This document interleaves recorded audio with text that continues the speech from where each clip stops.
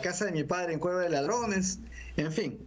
Entonces, al encontrarse en esa situación, Anás pues requiere respuestas y Jesús pues le responde con sabiduría. Ahora vemos que ha sido trasladado a la casa de Caifás, y de la casa de Caifás vamos a ver que nos dice el versículo 28. Dice: llevaron a Jesús de la casa de Caifás, ya sale de la casa de Caifás, al palacio del gobernador romano.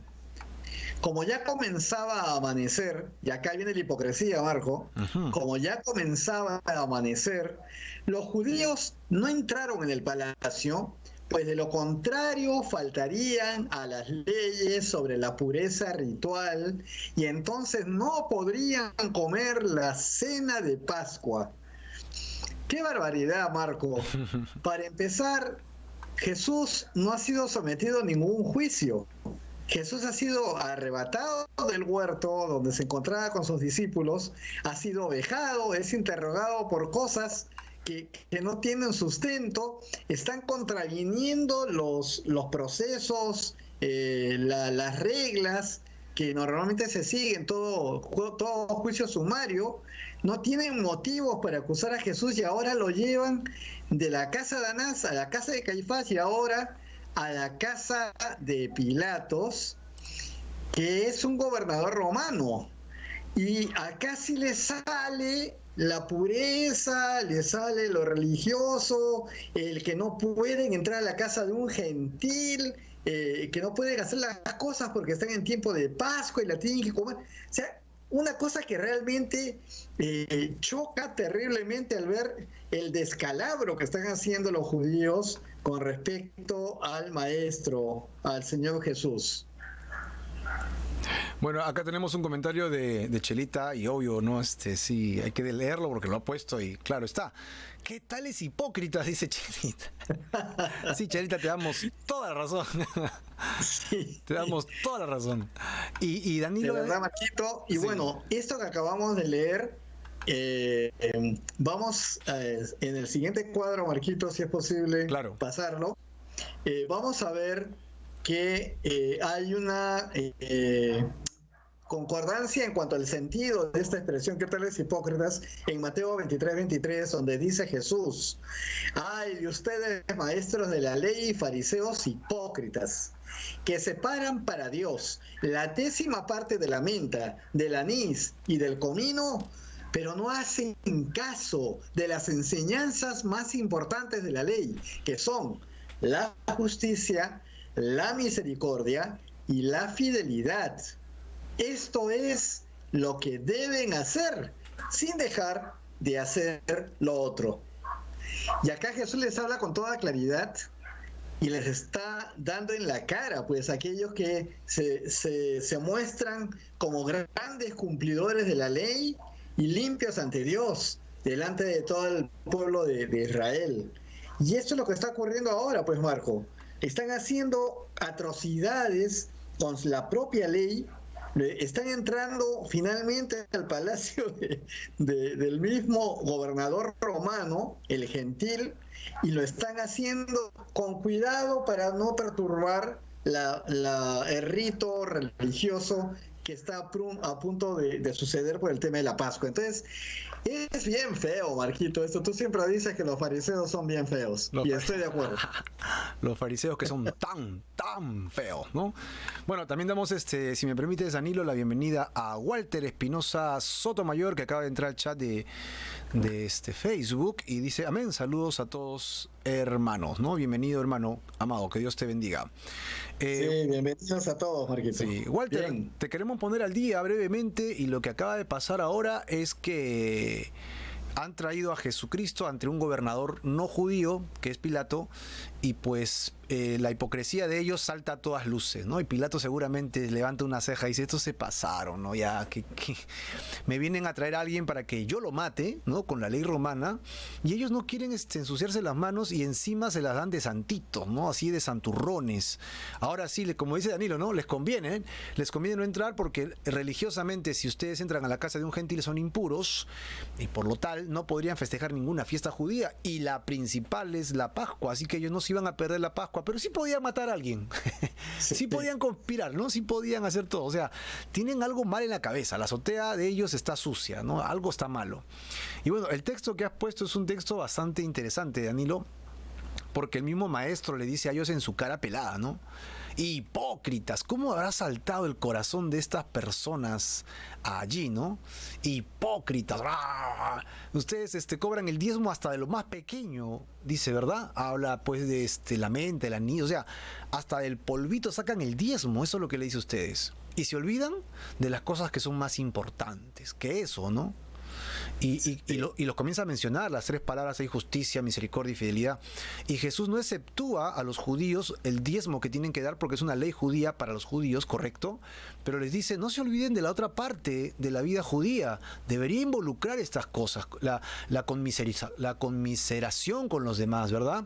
El ser fieles, el ser justos, también deberían valerse de eso. ¿Qué pasó con eso? Dice Jesús, ustedes son tremendos hipócritas y ahora está saltando a todas luces la hipocresía de ellos. Entonces ahora vamos a ver cómo Pilato no cae en la jugada, ¿verdad? Vamos al siguiente texto entonces. Claro, cada uno de estos es un personaje, ¿no? Y sí. Pilato es otro personaje.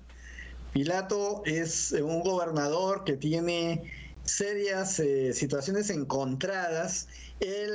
Vemos quienes revisamos constantemente la historia bíblica en esta parte, que Pilato no está conforme, no está a gusto, está incómodo de estar como gobernador en este lugar y tiene pues posiblemente serios desacuerdos con la máxima autoridad. O sea, el mismo emperador lo está viendo bajo lupa, porque Pilato se encuentra en un lugar donde constantemente hay conflictos, ¿verdad?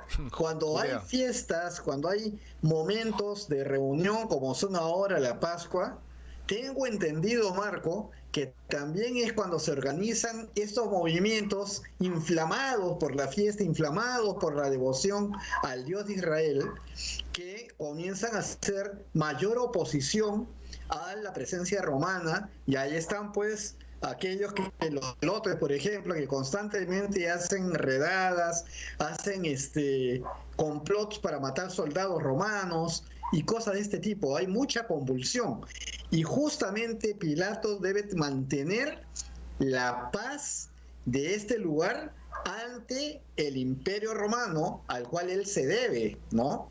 Entonces, esta situación es la que hace que aborrezca a los religiosos que están ahora delante de él, porque él ve que solamente le causa problemas y ahora encima le traen para que resuelva judicialmente uno que tiene que ver solamente con el tema de los judíos. Y así lo va a ver Pilato de aquí para adelante.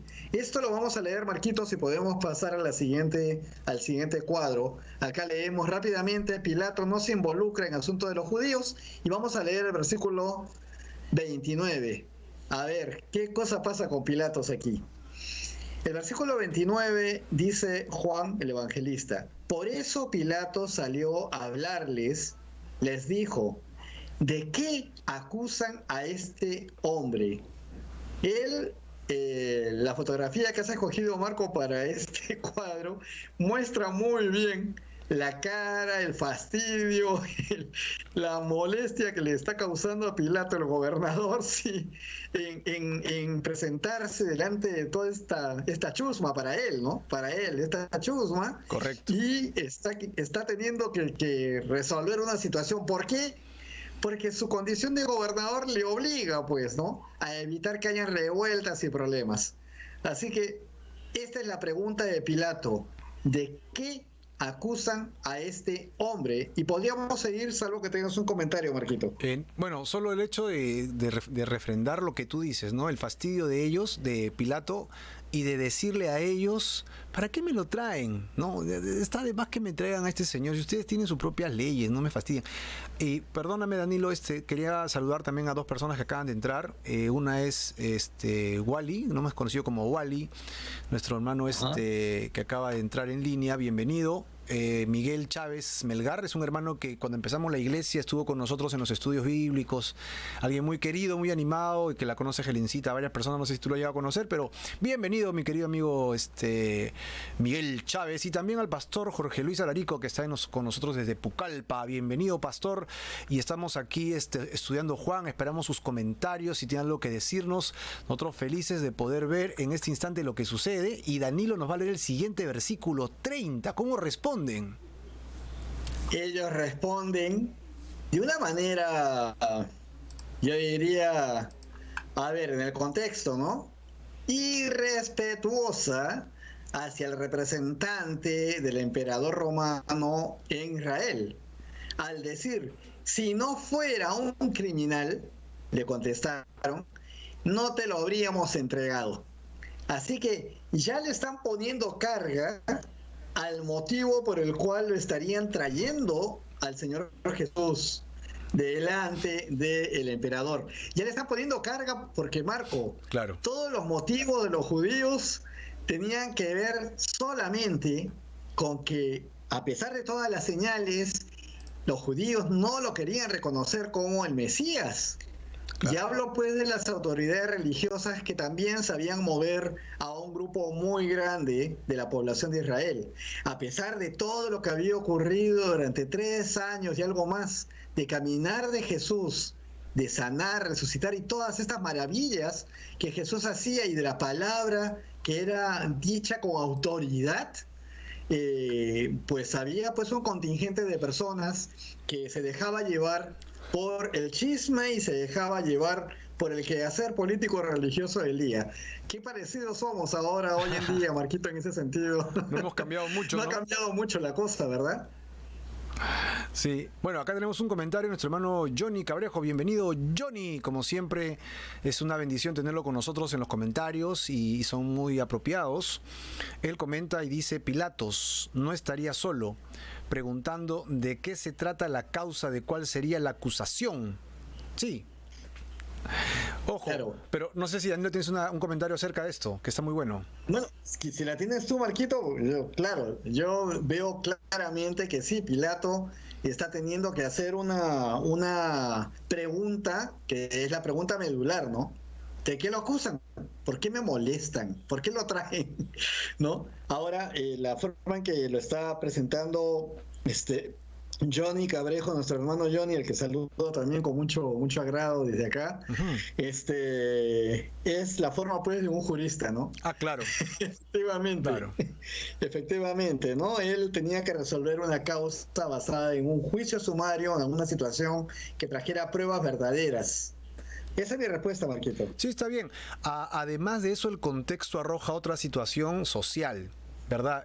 Si Jesús hubiera sido un personaje totalmente aislado y nadie supiera de él, ¿verdad? Y cerca de la Pascua, y sabiendo que ya los fariseos querían atraparlo, entonces el tema de Jesús no era nada oculto para Pilato, ¿verdad? Así es. Tal vez no lo conocía directamente, pero él sabía que estaban tramando algo, y al traer a este personaje en este momento, bajo esta circunstancia de ser apurado, ¿no? Y manipulado, porque se sentía la manipulación a flor de piel, él tenía entendido aquí, como tú dijiste, Danilo, estos muchachos me vienen acá a molestar, me van a manipular. Tú sabes cuando te quieren manipular, ¿no? Tú percibes las palabras, las miradas, tú sabes, me están queriendo manipular. Ok, vamos a ver hasta dónde podemos llegar, ¿no?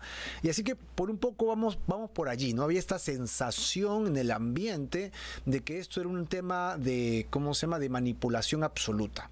Y el resto del diálogo que vamos a encontrar se presta para afirmar lo que decimos. Evidentemente la pregunta es muy clara. ¿Ustedes lo traen? ¿Para qué lo traen? Denme las pruebas, ¿no? Si eso es verdad.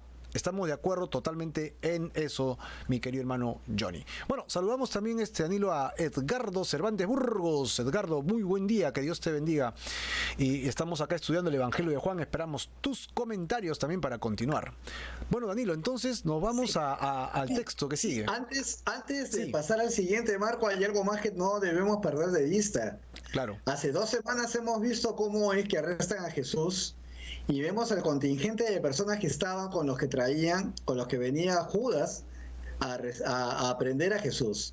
Eran hablábamos de 200 personas, de las cuales hay una guarnición romana también allí. Sí, correcto. Estaban los guardianes del templo también, y había pues hombres con palos y una serie de cosas. Entonces, no era ignorancia, o sea, necesariamente la de Pilatos, al momento que hace esta pregunta, porque él como gobernador pues también andaba digamos, en un trato constante con Caifás y con la gente Eso religiosa, estaba manipulado, sí, ellos entonces, sí, necesitamos tantos soldados que esto que lo otra, y él tenía, y les daba, ¿no? Con tal de que mantuvieran la paz en todos lados. Ahora creo que Pilato se está dando cuenta, como bien has dicho, que lo han estado usando para algo en lo que él no quiere meterse. Uh-huh. Y bueno, ahora está en este diálogo enfrentado con los judíos. Ahora sí, Marquito, permíteme para entrar al versículo siguiente. Claro, estamos en el 30, vamos al 31. Mientras pasamos al 31, solo para decir que es lo que ahora entendemos como una mafia, ¿no? Hay una mafia amarrada entre ellos ahí. Así es, Marco. Verso 31. Mejor dicho no puede estar. Así es. Y vemos también esto, que Pilato no se involucra en estos asuntos de los judíos cuando en el versículo 31, en la primera parte, dice: llévenselo ustedes y júzguenlo conforme a su propia ley. Así que, ¿saben qué? Ustedes júzguenlo, ¿no? Y esto es... Todavía no hay lavada de manos, esas cosas que siempre son tradicionales ya y lo conocemos de la palabra de Dios de parte de Pilatos, pero ahorita lo que está haciendo Pilatos sí es una sacudida de polvo, ¿no? Llévenselo ustedes y júzguenlo conforme a su propia ley, pero esto trae una consecuencia, una cola en lo que va a venir en la segunda parte de este versículo, Marco.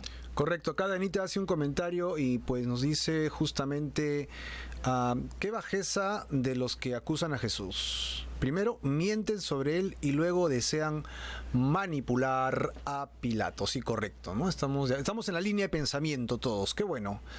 Bueno, entonces sí. Vamos a ver qué pasa, Danilo, ¿no? Vamos a ver qué sucede entonces. Y acá vemos que hay otra profecía de Jesús que se va a cumplir, Marquito. Vamos a ver la segunda parte del versículo 31 y el 32.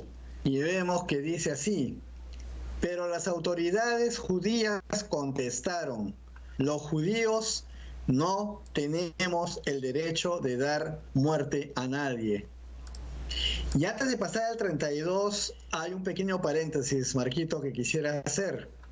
Sí. Hacía 3 años y algo más, o sea, en el año 30 de nuestra era, 30 después de Cristo aproximadamente, los romanos, desde el imperio, habían prohibido al pueblo de Israel a tomar decisión sobre la muerte.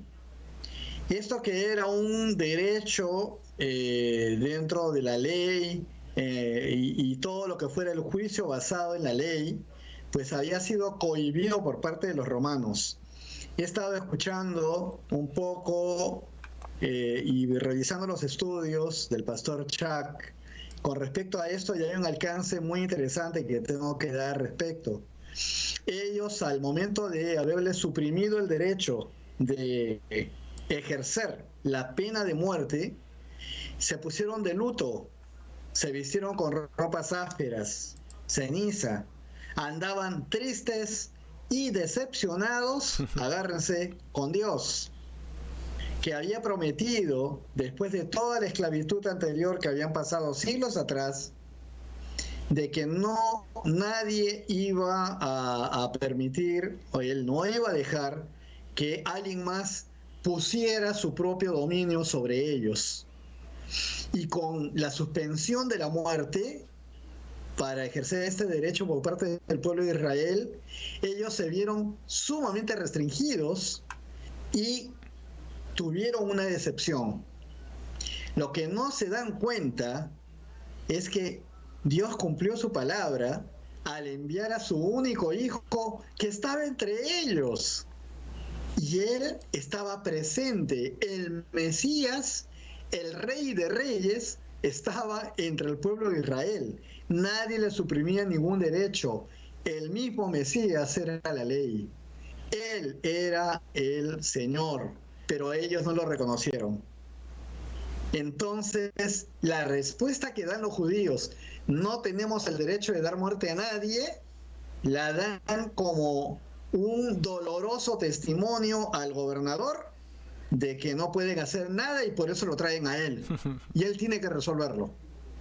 Este es el paréntesis por tu culpa que estoy haciendo en esta línea tan simple, Marquito. Claro, por tu culpa nosotros no podemos hacer esto, pero en realidad querían que ellos lo hagan y estaban utilizando esa ley para limpiarse las manos, ¿no? Ahora, Así es, Marquito. hay una pregunta, Danilo, antes que sigas, porque es importante contestarla, es de Edgar Cervantes Burgos, ¿verdad? Él está preguntando, ¿fue Poncio Pilatos el responsable de la muerte de Jesús? Ya, correcto. La respuesta es mucho más grande de lo que significaría Poncio Pilatos. Todos hemos sido responsables de esto, ya que Dios, como Padre amoroso, dio a su único Hijo para que todo aquel que en Él crea no se pierda, mas tenga vida eterna. Todos hemos y somos los culpables de que Jesús haya ido a la cruz. Poncio Pilato era un elemento más en el camino. Era un motivo o una herramienta más usada. Jesús vino para morir en la cruz y hacer esta obra de amor desde la cruz, justificándonos con su muerte. El justo por los injustos.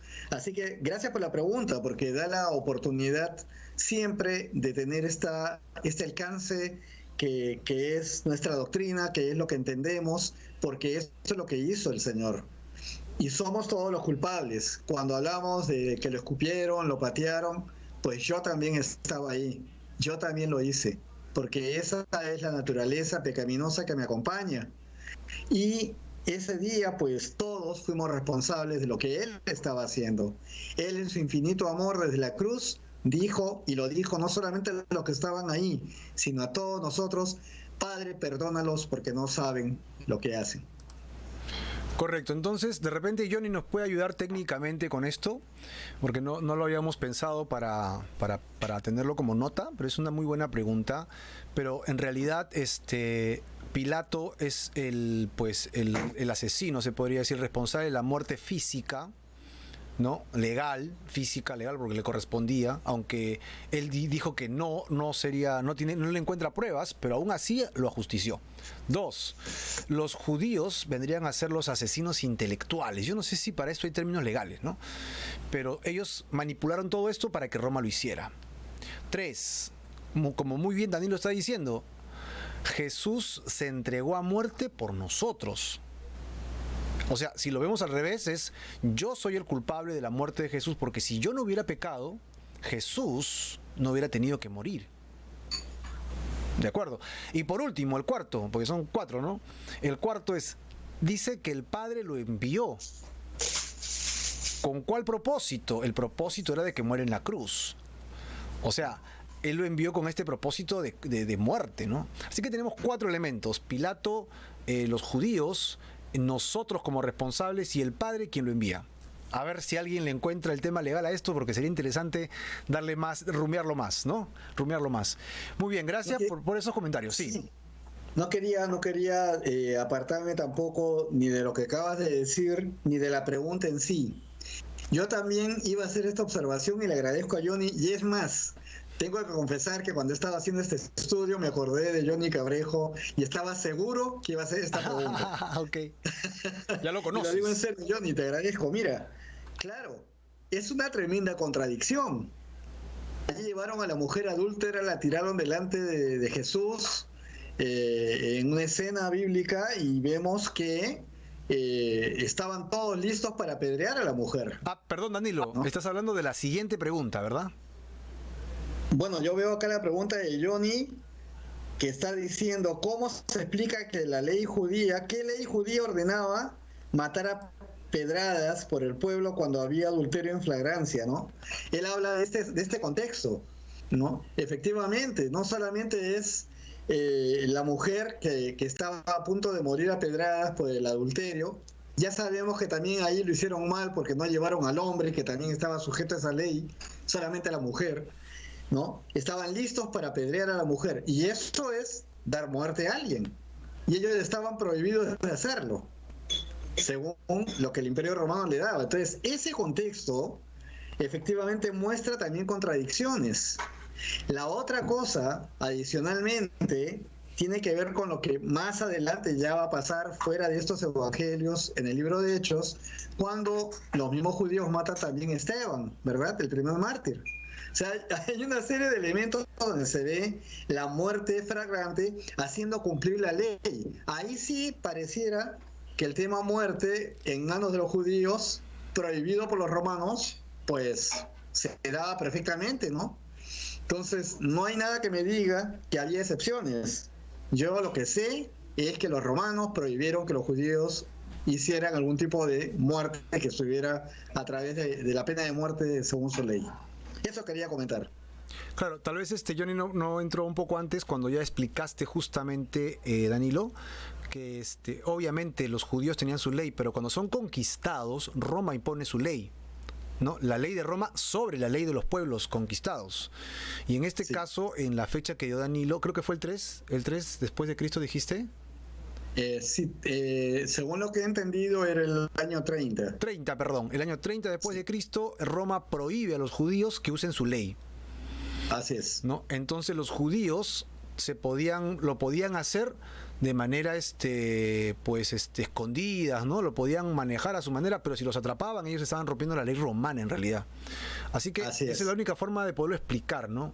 Ahora, ellos hicieron esto tan público, ¿para qué? Para limpiarse las manos. En realidad esa era la idea, ¿no? Lo hicieron tan público para que todo el mundo supiera que ellos no eran los responsables. Ellos dijeron, fuimos a hablar con él y Roma lo ajustició y lo mató. Pues eso es lo que están diciendo, ¿no? Básicamente.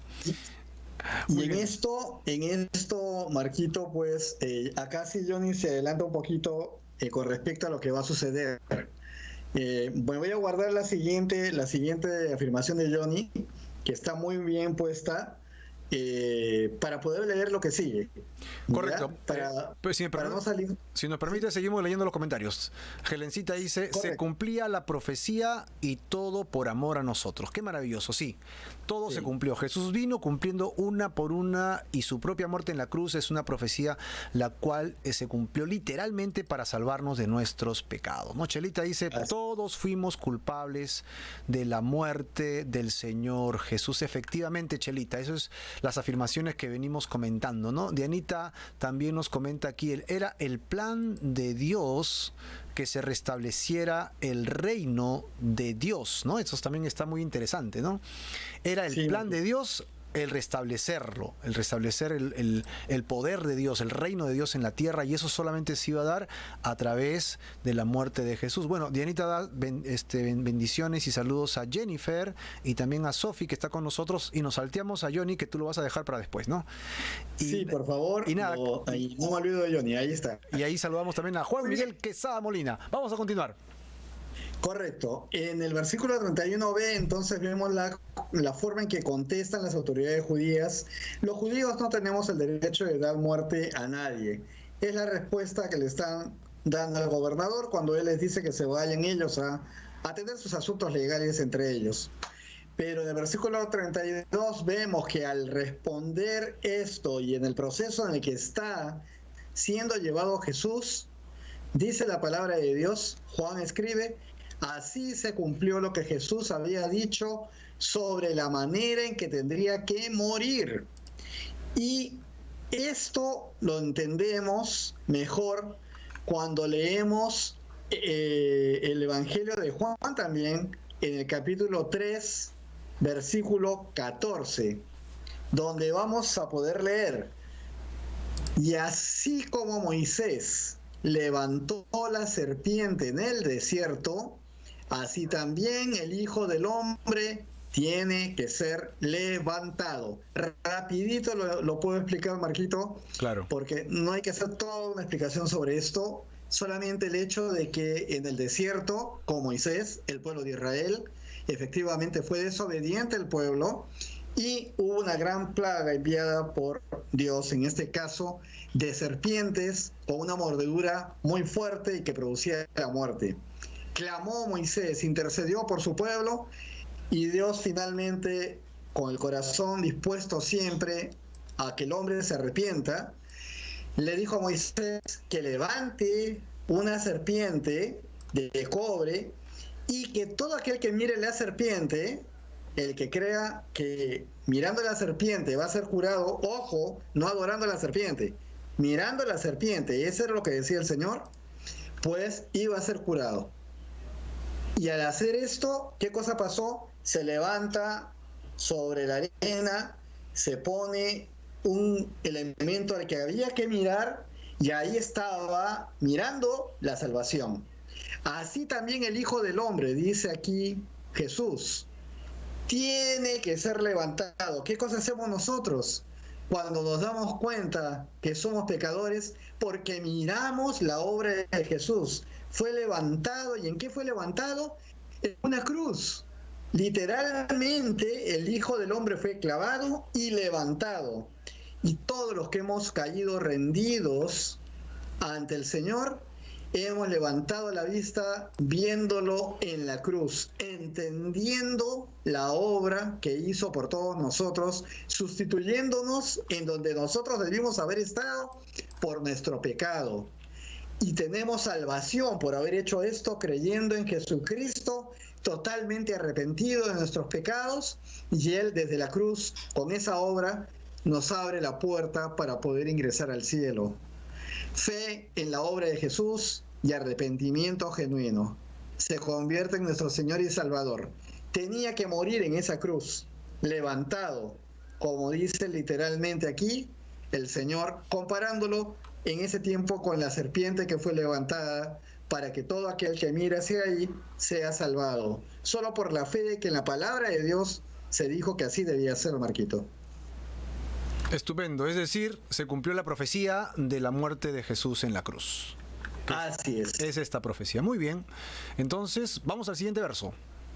Vamos al siguiente verso, entonces, donde vamos a ver que Jesús ve el corazón del gobernador romano, de Poncio Pilato. Vamos a leer, Marquito, el versículo 33 al 35. Vamos.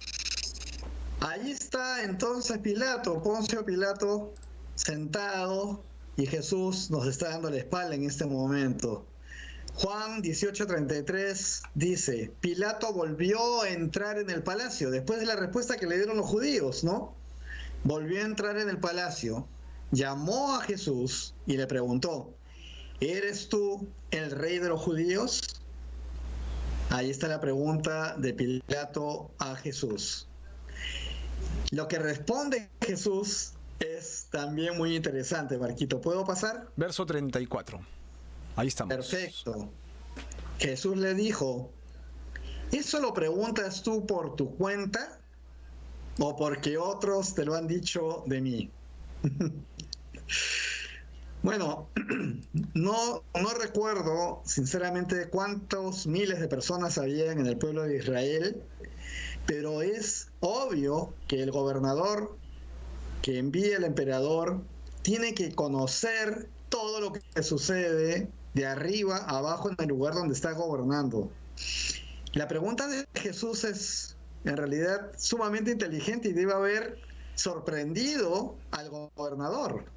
Más aún porque, como vuelvo a repetir, había presencia militar romana al momento del arresto. Y los mismos soldados hablan, y los centuriones son los que reportan. Y en todo este contexto, pues, él debe haber sabido que estaban tratando de decir que Jesús era rey. Y esa fue la pregunta de Pilatos, y por eso Jesús le dice, ¿eres tú el que lo dice? ¿O porque ya han venido a decírtelo antes? ¿No? ¿O porque otros te lo han dicho de mí? Así que lo sorprende a Pilato en esta repregunta, ¿verdad? Repregunta, ¿no? Y luego vamos al verso 35, ¿no? Que dice, le contestó Pilato, ¿acaso yo soy judío? O sea, no me vengas a decir que yo conozco tus cosas. Pero es muy claro que él ya tiene muchas cosas conocidas de Jesús, aunque como bien dijiste, Marco, no lo conocía frente a frente posiblemente, ¿no? Pero ya sabemos que él siempre está en el plan de sacarse el problema de encima. ¿Acaso yo soy judío? Los de tu nación y los jefes de los sacerdotes son los que te han entregado a mí. O sea, yo no he sido, ¿eh? Son ellos. ¿Qué has hecho? Ahora sí la pregunta es directa para tratar de entender qué tienen estos judíos contra este hombre, ¿no? Así que esta pregunta hace que Jesús esté observando claramente lo que se mueve dentro del gobernador. El gobernador está en una circunstancia complicada, él tiene que resolver este caso, tiene la presión de los altos políticos religiosos de la nación ahí delante y toda una gente que lo secunda. Así que está viendo a un hombre seguramente delgado, ya maltratado porque ya ha sido vejado en este proceso y que le responde con mucha paz, ¿verdad? Así que la pregunta es, ¿qué has hecho? Y Jesús lo está mirando, Marco. Jesús lo está mirando, sí. Acá hay un comentario de Johnny Danilo. Acá, si me permites, lo leo. Sí. ¿Por qué Pilatos habrá preguntado que era rey de los judíos? Si Pilatos sabía que había un rey en Judea que era Herodes Antipas, y obvio, fue nombrado por los propios romanos. ¿Por qué le preguntó si era rey? Tiene que ver también con la primera pregunta que aún no he contestado. Esta es la clave de por qué los judíos están seguros que Pilato va a tener que tomar una decisión y no ellos. Correcto. Y esta es la parte medular. Entonces, le pedimos paciencia a Johnny. Tengo que seguir. Paciencia, Sí, Johnny. Le pedimos paciencia, Johnny. Hay dos preguntas pendientes. Uh-huh. Ahora, acá podemos seguir, Marquito, y vamos a ver el Evangelio de Mateo. En el Evangelio de Mateo, en el capítulo 26, 6.3, 6.4, está esta cuña de información que no aparece en el Evangelio de Juan. Recuerden que de la casa de Anás, Jesús es llevado a la casa de Caifás. Y en la casa de Caifás lo único que sabemos de Caifás es que en Juan, que lo llevaron y después que lo sacaron de allí lo llevaron donde Pilatos, en cuanto al Evangelio de Juan se refiere. Pero en Mateo vemos qué pasó ahí, qué cosa hablaron. Dice así, le hacen una pregunta el sumo sacerdote. ¿Quién es el sumo sacerdote? Es Caifás. Pero Jesús se quedó callado. El sumo sacerdote le dijo, en el nombre del Dios viviente te ordeno que digas la verdad. Dinos si tú eres el Mesías, el Hijo de Dios.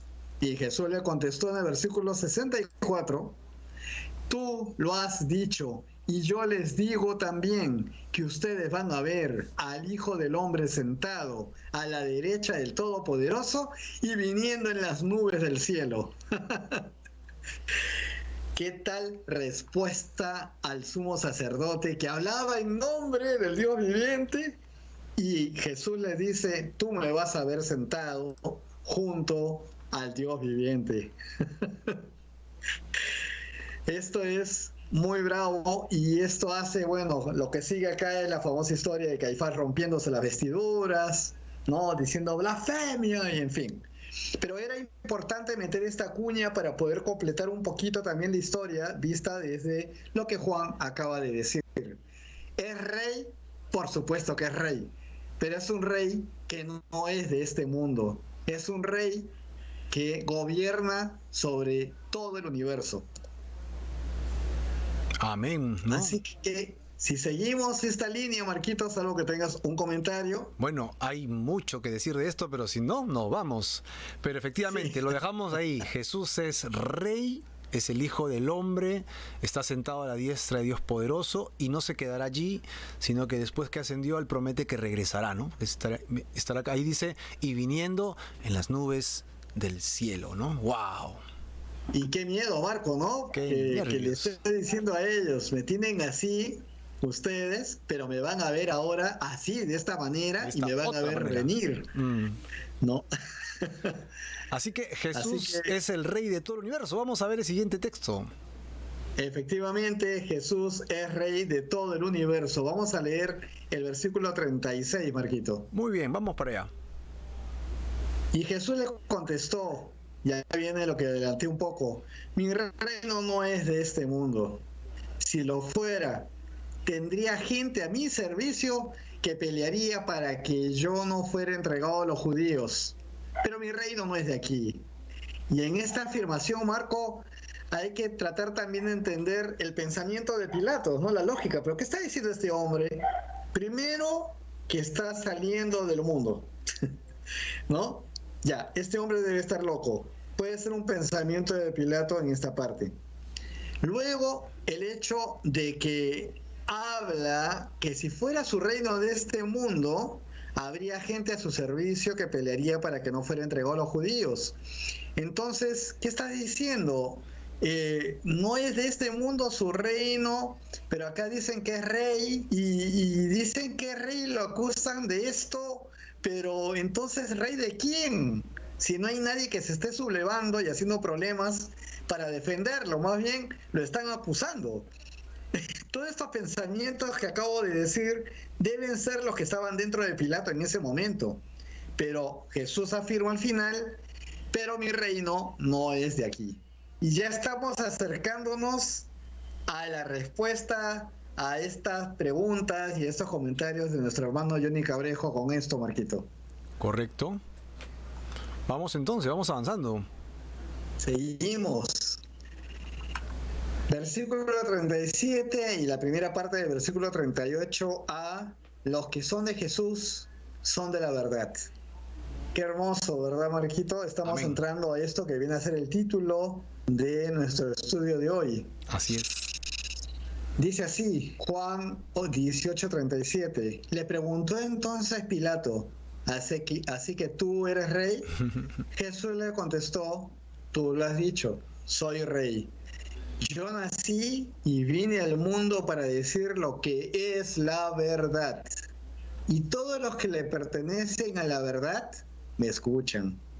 Los que son de Jesús son de la verdad. Por eso este subtítulo, Marquito. Él ya está hablando de luz, está hablando de transparencia, está hablando de cualquier cosa que no es doblez, es absoluta apertura, es la verdad quien está delante de Pilatos en este momento. Ajá. Muy bien. Acá hay un comentario de nuestro hermano Johnny también, que ya tiene que ver con lo de ahora. Y nos dice, ¿fue entregado a los judíos? ¿No fue Jesús entregado a los romanos? Ajá. Jesús primero fue entregado a los judíos. Empezó por la casa de Anás. Luego a la casa de Caifás. Ahora recién le están llevando al gobernador, ¿no? Uh-huh. O sea, como que trataron de encontrar una justificación inteligente y a los primeros que lo llevan son a los más altos dignatarios de Israel en ese momento, ¿no? Políticos religiosos. Pero sí, fue entregado primero a los judíos. Luego lo llevan a Poncio Pilato, que es romano. Muy bien. Y bueno, también Mechita dice, Jesús es el camino, la verdad y la vida, afirmando el concepto de la verdad, ¿no? Porque es Amén. La idea predominante en este texto que acabamos de leer. Sí, efectivamente, sí. ¿No? Es la verdad. Jesús no es una verdad, Él es la verdad. Algo que acabas de decir, Danilo, que me encantaría poder de repente hacer una pequeña reflexión, es del hecho de entender que solamente quedan dos alternativas con relación a lo que Jesús dice. Y tú lo has dicho, y entre líneas yo lo rescato y digo esta afirmación. O Jesús estaba loco, o Jesús es el Hijo de Dios. No hay más. Amén. Porque las afirmaciones que hace Jesús no la podría hacer cualquier ser humano. O sea, no es una afirmación normal. Nadie podría decir ni hacer lo que hacía Jesús. Así que eso queda en tus manos, querido amigo que nos escuchas por internet o por radio o por las diferentes redes sociales. Tú decides si Jesús es un loco, ¿no? Bien intencionado tal vez para ti, o es Dios hecho carne. Y yo personalmente, y estoy seguro que también mi hermano Danilo, estamos seguros que Jesucristo es Dios hecho carne, quien se hizo hombre para entregarse en mi lugar en la cruz, ¿no? Él se dejó crucificar por amor a mí y allí pagó el precio de mi maldad, de mi terquedad, de mi pecado, y me hizo salvo. Entonces, pues Pilato está haciendo las mismas preguntas, o sea, está preguntando, él está en su cabeza, está diciendo, ¿este está loco o realmente es un rey? ¿No? ¿Este está loco o realmente es un rey? O sea, si es rey y no es de este mundo, entonces será un dios que ha bajado a este mundo, y peor, se le va a haber erizado la piel, ¿no? ¿Con quién estoy hablando? ¿O este tipo está re loco para el manicomio? ¿O realmente me estoy metiendo en un aprieto espiritual del cual no quiero? Porque recuerden que los romanos tenían muchos dioses, ¿no?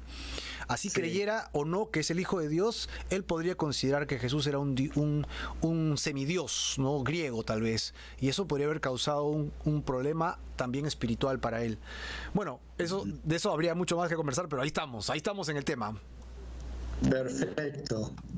Pasamos al versículo siguiente, Marco, entonces. Vamos pues, versículo 37. 37, pasamos al 38, creo, ¿no? 38A, primera parte. Sí. 38A dice, Pilato le dijo, ¿y qué es la verdad? Porque ahora Jesús está hablando de verdad. Y ya esta pregunta podría verse con mucha profundidad, o también podría verse un poco con sorna, ¿no? Si le está tomando así como loco en esta segunda o primera opción, sí, podría estar diciendo eso, ¿no? A ver, dime qué es la verdad, ¿no? Como también podría verse, no lo sabemos, pero podemos prever en todo caso, que ya pues el hombre está sumido en pensamientos, reflexiones y hasta en temores, como bien has dicho, Marco, y que de pronto diga, ¿y qué es la verdad? O sea, prácticamente el gobernador romano se estaría acá un poco ya subordinando a lo que responda Jesús. Sí, es muy probable. Pero no hay respuesta de Jesús ya más. O sea, habló lo que tenía que hablar. Hasta ahí llega lo que dice Jesús. Pero Danilo, ¿te das cuenta que Jesús responde a un gentil y no le responde a los judíos? Así es. Es muy interesante, ¿no? Porque sí, bien que mal, pues este gentil está trabajando en lo que él conoce y sabe, pero él no ha escuchado el evangelio del reino, él no ha escuchado la verdad.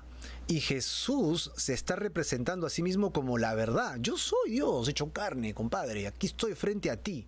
Yo soy la verdad. Y él pregunta, ¿quién es la verdad? Y Jesús ya baja la cabeza y le dice, si no entendiste hasta aquí, entonces ya no hay nada más que hablar, ¿no? Y en eso, Marco, hay un paralelo con la mujer samaritana. Sabiendo todas las diferencias, se rechaza hacia los samaritanos, el que un judío no podía hablar con un samaritano, menos con una mujer. Jesús habla con la samaritana y luego de haberle mostrado su vida, la samaritana va al pueblo y los samaritanos vienen a buscarlo y Jesús es llamado por ellos y lo reciben 2 días con sus discípulos. Algo aberrante ante los ojos de los demás judíos. Pero qué interesante que ellos afirman creer a Jesús habiéndolo escuchado por sí mismos. ¿Y de dónde era Jesús? Del pueblo de Israel. ¿Y con quién estaba? Con los maestros, con los doctos, con los sabios, que conocían la palabra de arriba abajo y no reconocían a Jesús como el Mesías a pesar de sus señales. Sin embargo, los que no eran de Israel, los samaritanos, creyeron en 2 días. O sea, esta circunstancia nos hace ver esta misma figura, la pongo en paralelo con lo que acabas de decir, Marquito. Está delante de un gentil, y el gentil está que se pregunta, que piensa, que reflexiona, ¿no? Y llega a este momento en que pareciera ser, solamente lo digo así con cuidado, que está casi preguntándole de verdad, ¿no? ¿Y qué es la verdad? Le pregunta a Jesús. ¿Y qué es a este pobre hombre golpeado que tiene delante, ¿no? Y así muy llegamos bien nosotros a Pilato reconociendo la inocencia de Jesús, ¿no? Versículo 38b. Pilato sale ya de este momento y reconoce la inocencia de Jesús. 38b, la segunda parte del versículo nos dice, después de hacer esta pregunta, y que es la verdad, esa era la pregunta, Pilato salió otra vez a hablar con los judíos y les dijo, yo no encuentro ningún delito en este hombre. Así que esta es la parte final en la que Pilato, pues efectivamente, no ve ningún motivo por el cual tenga que ensuciarse las manos ajusticiando a Jesús. De verdad, no lo ve. No encuentra más. Sus primeras conjeturas cuando llegan estos incómodos religiosos de Judea a molestarle con este hombre a la puerta de su palacio, pues ahora se asientan más al haber conversado directamente con Jesús. Yo no encuentro ningún delito en este hombre. Entonces podemos seguir de esto, Marquito, al 39. Verso 39. ¿Qué dice Pilato en el 39? Pero ustedes tienen la costumbre de que yo les suelte un preso durante la fiesta de la Pascua. Y acá sí suena una consorna. ¿Quieren que les deje libre al rey de los judíos? Y acá es donde me detengo un momento, Marco, un momento para responder lo de Johnny. En esta parte. Johnny nos preguntó primero, ¿verdad? Acá lo estoy buscando. Pilato ordenó la muerte de Jesús, dice, se aplicó la ley romana, no se aplicó la ley judía. A Jesús se le aplicó la sentencia por sedición, que es por la ley romana. ¿Cuál era la estrategia de los judíos? Efectivamente, mostrar a Jesús como un sedicioso, como una persona que pretendía ir en contra de Roma. ¿Por qué? El rey Herodes, que gobernaba como rey en Judea, era un monigote que el imperio romano había puesto ahí. No era, digamos, un ungido de Dios que estaba liderando como rey al pueblo. No, era un monigote, era una persona sumamente corrompida, que hacía aberraciones y que, bueno, ya sabemos, en sus manos murió Juan el Bautista y tantas otras terribles cosas que este rey hacía, pues para poder llevar el caso a este gentil, al gobernador, solamente quedaba que dijeran, él se está haciendo rey delante de todo el pueblo y esto va en contra del emperador. Esto va en contra de ti, esto va en contra de Roma. Ese era el motivo por el cual estaban los judíos insistiendo. En esto el gobernador no va a poder hacer nada y va a tener que aceptar ser él el que ajusticie a Jesús. Esa era la estrategia y con esto estoy ya empezando a responder o a comentar o a seguir los comentarios de nuestro hermano Johnny, que están muy bien planteados, porque efectivamente, ¿no? Dice, ¿por qué Pilatos habrá preguntado que era rey de los judíos? Este es el motivo. O sea, él ya se estaba dando cuenta que el tema era que si este hombre se hacía rey, estaba contraviniendo lo que había dispuesto el Imperio Romano como rey, a quien habían puesto en este pueblo, ¿no? Que era el pueblo de Israel. Claro. Además, Jesús también ya está diciendo prácticamente yo soy rey, ¿no? Pero no soy de acá. Entonces ya Pilato dijo, bueno, ya se escapó a mis manos este tema, ¿no? Así que yo lo voy a liberar y le voy a dar a otro preso que es un sedicioso de verdad. Y pues si ustedes quieren, yo suelto al que no es culpable y entonces ajusticiaremos de manera correcta al que es culpable, ¿no? Y acá viene la parte interesante. Efectivamente, Jesús fue entregado primero a los judíos y después al gobernador de Roma. Pero ahora vemos en el versículo 40, entendiéndolo bien, que Jesús es condenado a muerte por su propio pueblo. ¿Justamente por qué? Vamos a verlo, Marco. Muy bien, vamos. Sucede lo que dice acá Pilatos, ¿no? Había una tradición. La tradición era, la costumbre era y lo dice Pilato, pero ustedes tienen la costumbre de que yo les suelte un preso durante la fiesta de la Pascua. ¿Quieren que les deje libre al rey de los judíos? ¿Y qué responde en el versículo 40? El pueblo responde, todos volvieron a gritar, a ese no, suelta a Barrabás. Es el pueblo. Pilato les hace la pregunta, pero es el pueblo el que hace a justicia a Jesús al cambiarlo por Barrabás, que como dice la palabra, y Barrabás era un bandido. O sea, lo pusieron al mismo nivel de delincuente e hicieron que Jesús se vaya a la muerte, porque el pueblo habló.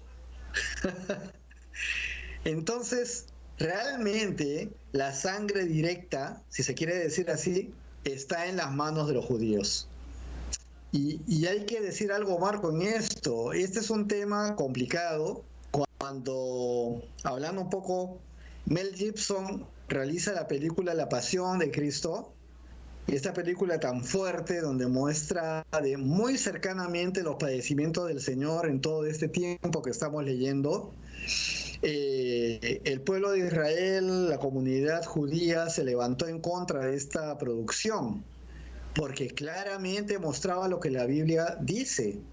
Y en esto dice pues que el propio pueblo es el que entrega a Jesús, y cómo lo negaban y cómo lo mostraban.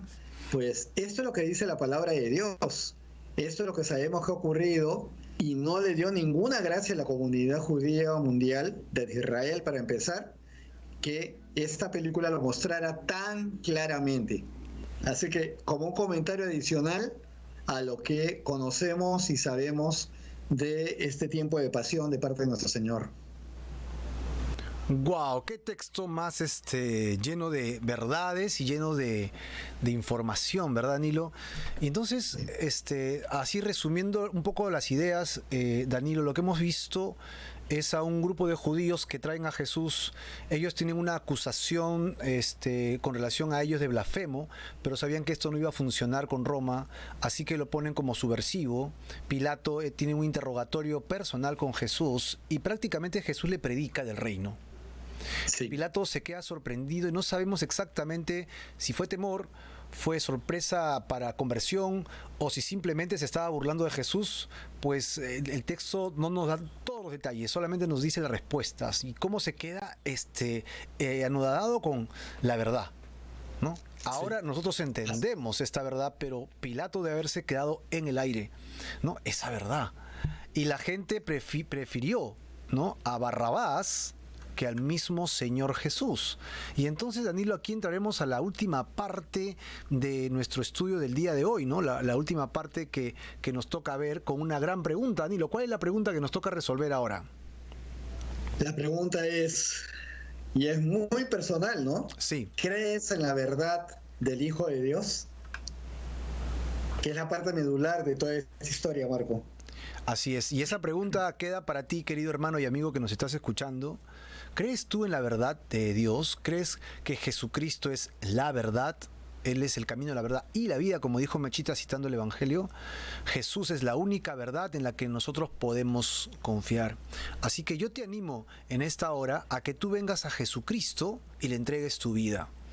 Todo lo que venimos relatando aquí con mi hermano Danilo acerca del Evangelio nos muestra a un Jesucristo que se dejó martirizar, se dejó matar. Él mismo dijo, si mi reino fuera de acá, entonces yo podría librarme de todo esto. Mi Padre podría mandar ángeles para que me liberen de acá. ¿Saben qué cosa? A Jesucristo no lo sorprendió la muerte. Él se dirigió hacia la muerte.